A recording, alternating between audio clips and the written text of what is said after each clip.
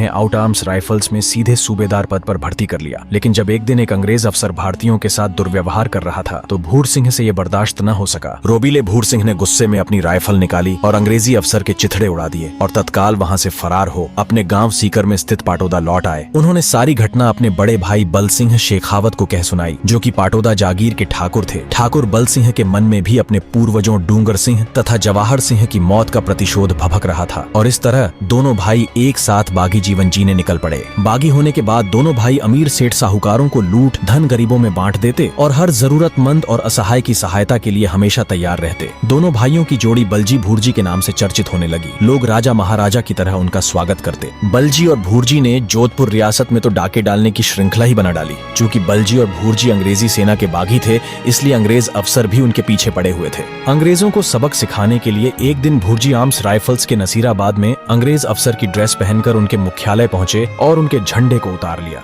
वहां मौजूद सिपाहियों ने उन्हें अफसर समझ सैल्यूट किया। अंग्रेजों को जब तक माजरा समझ आता तब तक भूरजी उनकी पहुंच से दूर जा चुके थे। बाद में भूर सिंह अंग्रेजी हुकूमत के इस झंडे को अपने ऊंट की पूंछ से बांधकर रखने लगे। लेकिन कहते हैं ना, समय हमेशा एक सा नहीं रहता। एक बार बलजी भूरजी अपनी टोली के साथ डीडवाना होकर अजमेर जा रहे थे। तब जोधपुर रियासत के गुलाब सिंह नामक अधिकारी ने उनका रास्ता रोका। परिणाम स्वरूप गुलाब सिंह मारा गया। जोधपुर रियासत ने अपने जाबाज अधिकारी को खोने के बाद बलजी और भूरजी को पकड़ने का जिम्मा बख्तावर सिंह को सौंपा, जिनके बारे में कहा जाता था कि वह अधिकारी अपना काम पूरा किए बगैर घर वापसी नहीं करता था। बलजी और भूरजी को ढूंढते ढूंढते एक दिन बख्तावर सिंह की उनसे मुठभेड़ हो ही गई। बख्तावर सिंह के पास 300 से ज्यादा सिपाही थे, जबकि बलजी और भूरजी के पास गणेश दरोगा के सिवाय और कोई साथी न था। बख्तावर सिंह खुद भी बलजी और भूरजी से प्रभावित था, इसीलिए वे चाहते थे कि वे दोनों आत्मसमर्पण करते। लेकिन गुस्सैल और रोबीले स्वभाव के बलजी और भूरजी को आत्मसमर्पण मंजूर नहीं था। जिस स्थान पर वे ठहरे हुए थे वह चारणों की भूमि थी। अपने पूर्वजों द्वारा दान में दी गई भूमि पर लड़कर प्राण त्यागना उनके लिए श्रेयस्कर नहीं था। वे उस स्थान को छोड़ कुछ आगे बढ़े और शेखावतों के एक भूतपूर्व ठिकाने महनसर के पास बैरास नामक गांव की रोई में मोर्चे जमाए। ठाकुर बख्तावर सिंह भी अपने जासूसों से बारोठियों की पल पल की खबर ले रहा था। उनके बैरास गांव के जंगल में जाते ही बख्तावर सिंह आगे बढ़ा और उस स्थान को 3 तरफ से घेर लिया और सूर्योदय की प्रतीक्षा करने लगा।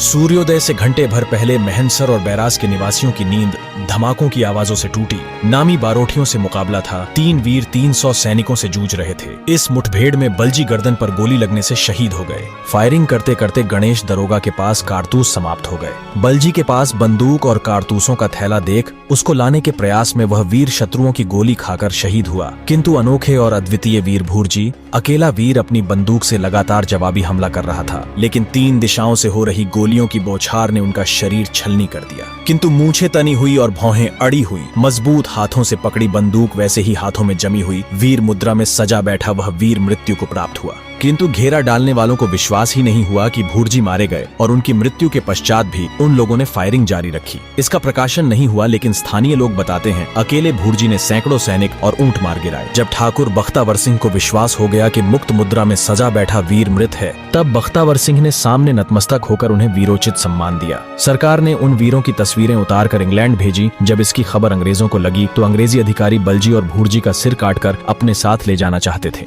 लेकिन बख्तावर सिंह और आसपास के अन्य जागीरदारों के विरोध के कारण ऐसा संभव न हो सका। उनकी मृत्यु से बख्तावर सिंह को बहुत दुख हुआ। वह भूखा प्यासा ही उनके शवों के पास 4 दिनों तक बैठा रहा और फिर दोनों का ससम्मान अंतिम संस्कार करवाकर बख्तावर सिंह अपने घर को लौटा। उनकी स्मृति स्थल पर आज भी लोग जाकर उन्हें श्रद्धा सुमन अर्पित करते हैं।